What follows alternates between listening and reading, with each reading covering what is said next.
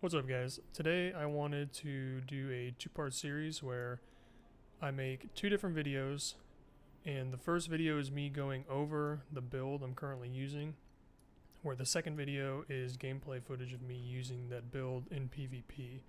So if you're interested in pretty much anything PvP, hopefully you can get something beneficial out of this. But without further ado, let's kind of get into it. So lately I've been really enjoying playing Warlock.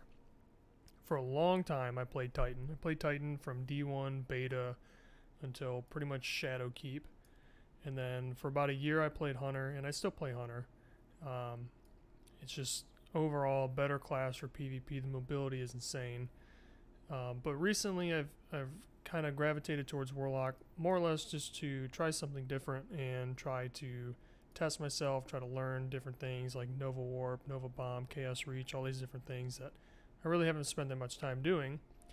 So that's brought me to the build that you see in front of you today, where I know a lot of Warlocks use transversive steps, but I don't really feel like the Warlock needs that bump in movement, just because the way that they can kind of like burst glide forward, I never really feel like I'm slower than anybody.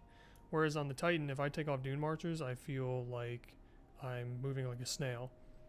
But Ophidian Aspects, on the other hand, pretty much boost every single part of your gun. The handling, the reload, you get an extended melee range.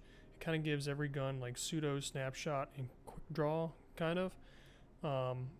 And you really don't need a reloader perk, but it just helps. So any gun you have, no matter if the handling is high or low, you get a benefit. It's always working. You're always shooting and reloading your gun. So, I really have, grown to like these a lot. So starting from the top, let's just go over my stat splits and why. Mobility, a lot of people talk about using low mobility on a Warlock, because if you have low mobility, your initial jump, the hop, will be low, and then you can kind of like skate forward.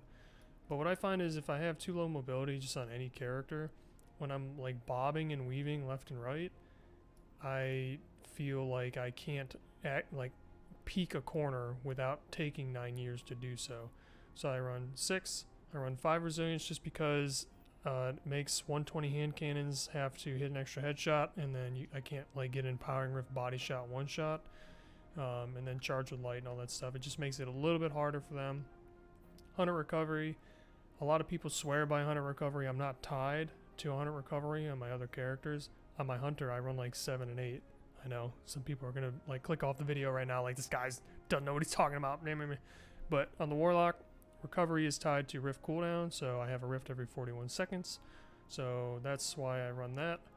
And just in general, I mean, Hunter recovery is great if you can do it. 5 on the grenade. I try to get as high intellect as I can, just because it seems like everybody's running 100. So although I don't really agree with running 100, just because you kind of have a diminished return after 70. I landed on 70, I'm happy with that, and then 60 strength. So what you don't see here is, in reality, my strength is actually 40, and so is my mobility. But because of the mods I'm using, that has bumped me up. So if we start from the head, on the helmet, I just have your normal mods here. And then on the gloves, I have hand cannon loader and dexterity. It does stack with Ophidian, so you can actually make these a bit faster. And really, if I wanted to, I could just run double hand cannon dexterity. It makes pulling out my shotgun or my sniper like an instant. But on my chest piece, I'm using Radiant Light.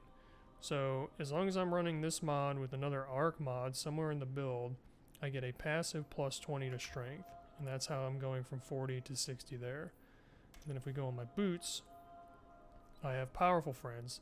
So by having this mod on the boots, this will activate the other one, and this gives me a plus 20 to mobility. And then depending on if I'm using a shotgun or a snipe, I'll change the scavenger perk. I don't like running 2 scavs. It's way too much ammo, and then you just crutch on special, but whatever. And then on the Bond, I'm running double bomber, just because every time I throw a rift, I'm getting roughly like 20-ish to 25% of my grenade back. So although this is 5, as long as I'm using my rift, I'm really closer to like 6 or 7 here. So that's the stat split. I've been liking Chaos Reach lately. I know it's very popular right now. I've been trying to mess around with Nova Warp, but if I'm being honest, it's kind of bad just because I fly in and get destroyed. But I also like Nova Bomb. Top Tree Dawn, it's also insane. But just in general, I go back and forth between Chaos Reach and Top Tree Stormcaller, just because it has like the Chain Lightning Nade, and then you're really able to kind of like dance around people when you're in your super. So that's the build. I've been recently trying Empowering Rift along with the 120 hand cannons. You notice I don't run any charge of light things. That's just kind of a recent change that I've made because it allows me to use other mods in other places. But Empowering Rift plus my 120 means I can 2-tap somebody to the head, which gives me Rampage, and then I'm able to kind of hunt around for a couple seconds and try to find another guy to chain it. So I just got this. I know this gun has been around forever, but I have not had one of these until now. I've not had a single 120 with Rampage. I had the Iron Banner one with Swashbuckler, but this is the best one I got. And then I've been using Duality recently because there's another YouTuber you guys may or may not know. His name's Glow. I'll try to link his channel down below. He swears by this gun, and I'm telling you guys, this gun is nuts. Like, it's baby chaperone and pretty much any precision frame shoddy like this one at all times. You hip fire your precision shoddy, you aim it baby chaperone. It's insane. And then, you know, heavy machine gun is what it is. So that's the build.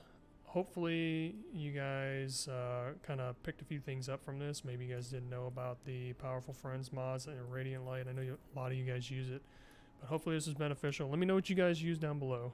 You know, whatever it is that you guys are into, character, setup, guns, whatever. You know, if I'm not running these two, my loadout usually will look like that. Or maybe that. I have been running Dire Promise a lot too. So, anyway, hope to see you guys in the next one. Peace.